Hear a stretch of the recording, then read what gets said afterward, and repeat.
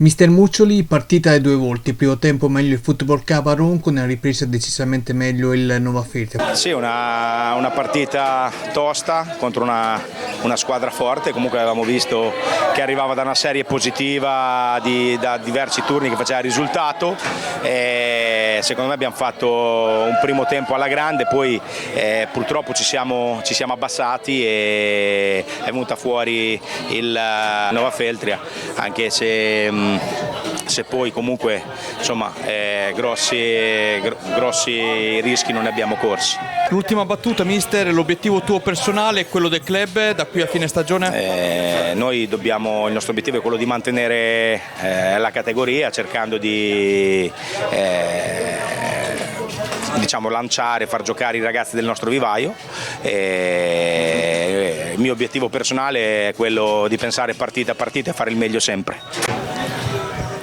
Mister, dicevo prima al suo collega Muccioli, è stata una bella partita, il Nova Feltria ha avuto il merito, nel primo tempo forse alcuni errori hanno pesato sul 2-0 del Football Cava, nella ripresa una grande risposta dalla sua squadra e per poco potevate anche centrare il pareggio, rimane un po' di rammarico. Ma io credo che alla fine, per chi ha visto la partita e per chi era allo stadio, il 2-2, il pareggio perlomeno era il risultato più giusto, anche perché se c'è una squadra che ha provato a giocare a calcio credo che è stato sotto gli occhi di tutti. Poi dopo è chiaro, loro il primo tempo hanno fatto una buona, ottima partita, però se parliamo del secondo tempo dove abbiamo provato a giocare a calcio, poi abbiamo giocato tempo con i 6 minuti di recupero, 51 minuti, eravamo sempre dietro a raccogliere i palloni fuori, abbiamo perso tanta energia anche per quello, cioè avremmo giocato 20 minuti a calcio e poi il resto a calci.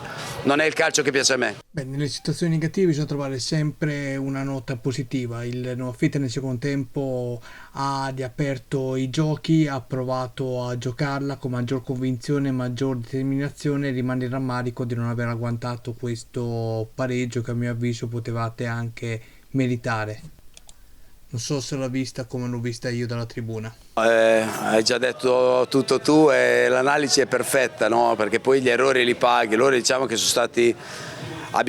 stati un pelino forse più concentrati di noi, perché è vero, quando prendi 2 gol e ne fai uno qualcosa è successo. Abbiamo pagato 2 errori, però voglio dire anche vorrei rivedere il fallo da rigore, ma vorrei rivederlo veramente perché dalla nostra posizione della panchina è sembrato che avesse preso palla piena, poi si è preso l'arbitro che giustamente a 10 metri dice è stato bravissimo lui, assolutamente, però credo che era anche un momento della partita dove la partita era in stallo, poi vai sotto, è chiaro che devi provare a recuperarla, anche se il primo tempo bisogna essere onesti, credo che il 2-0 è il risultato corretto. L'ultima battuta, archiviamo questa sconfitta, se la squadra comunque mostra un carattere del genere anche in situazioni toste come queste c'è davvero da essere positivi per il futuro di questo Nova Feltria in questo campionato.